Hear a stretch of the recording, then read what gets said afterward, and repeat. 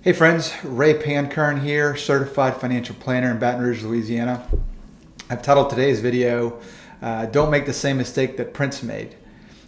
Prince was probably one of the greatest artists of my generation. If you haven't seen his Super Bowl performance, it was awesome. And sadly, he died a couple years ago. And if you do research, it looks like Prince was probably worth about $300 million at his passing.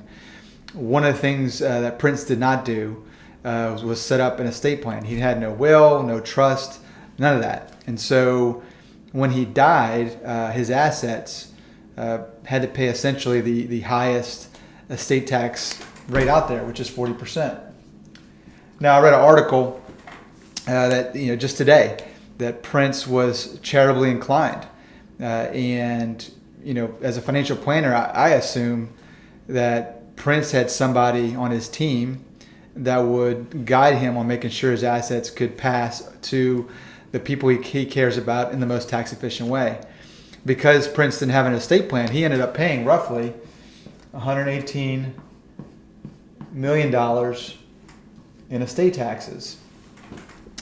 And so that's a heavy hit. And so an estate plan really is all it really means is you get to dictate who you want your assets to go to, when you want them to go to that person or that organization. Now, a lot of people assume that estate planning is for the rich.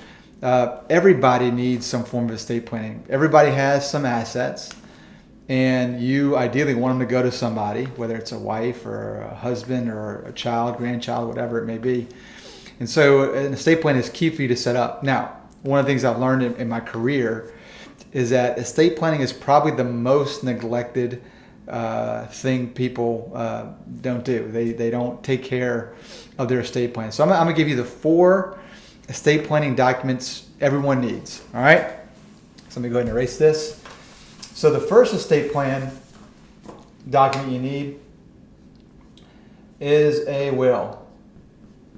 Essentially what a will does is you list out all the things you own, property, certain items that are important to you, and you can list out who they go to.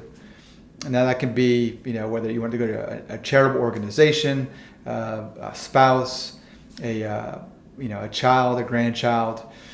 Also, if you have young children in a will, you can list out who you want to be guardians of your children. So everybody needs a will.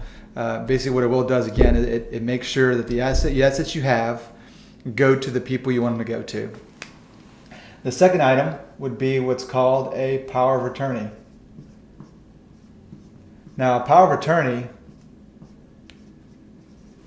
essentially what that does is you have somebody that you are assigning or giving power to handle your financial matters. Now, you can dictate whether it happens. They can do it when you're in a situation where you can't. Well, let's say you get in a car accident and you're in a coma and can't handle your financial matters, or it could be while you're just anytime they want to.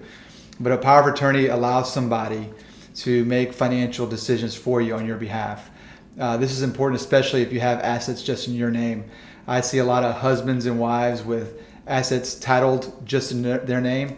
For example, if you have a 401k or an IRA, those are titled in just one person's name. And if there's a situation where the spouse needs to access those funds, well, a power of attorney allows them to access those funds from an account titled in the owner's name. The third document you need is what's called a healthcare power of attorney. So again, this one right here is for on the financial side. Healthcare is for the healthcare side, the medical side. So, same as an example would be, I leave work, I get a car accident, and I'm in a coma, and there's some medical decisions my wife has to make. Healthcare power of attorney allows her to make those decisions on my behalf. And then the fourth one would be with something called a living will. Basically, what a living will does is that you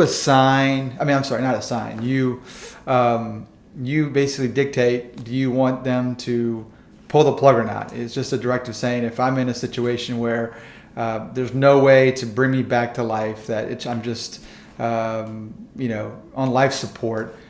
You dictate if you want the plug pulled or not, essentially. Now, this is important because if you think about it, if you're in that situation, your spouse has to make that decision. That's a heavy burden to put on your spouse to do that. These right here are actually pretty easy to address. Now, I live in Louisiana, so the options you have online are limited. You would have to reach out to an attorney to get these made for you. But I used to live in Texas, and so there's a website, for example, called Nolo.com, NOLO.com, where you can go online and create those documents for, I don't know, 40, 50, 60 bucks. But everybody needs these 4 documents. Now, if you're somebody that's fortunate, back to the Prince example, if you're a fortunate individual, you would probably need something more like a trust. A trust is probably more for individuals with more in assets. You need a little more control. Taxes could be an issue. If you're someone who has a lot of money, let's say you got $2 million and you got 1 child, you may be concerned about leaving that child all that money. So a trust would allow you to have some control provisions in place to do that. So this is really where you want to speak to a financial planner and get their input. Some people who have very little money have come into my office and try to set up a trust. And I'll guide them and say, your situation probably doesn't need that. And there's some people that have a lot of money that have sometimes none of this. And so everybody needs to have some form of estate plan set up for themselves, because if by not doing it, it creates a huge burden for your family in the event something happens to you, whether you pass away prematurely or are disabled in a way that you can't handle these matters. All right, if you have any questions, want me to talk about different topics, send me an email and I'll be listed below. Also, if you like these videos, please subscribe below. Thanks for watching.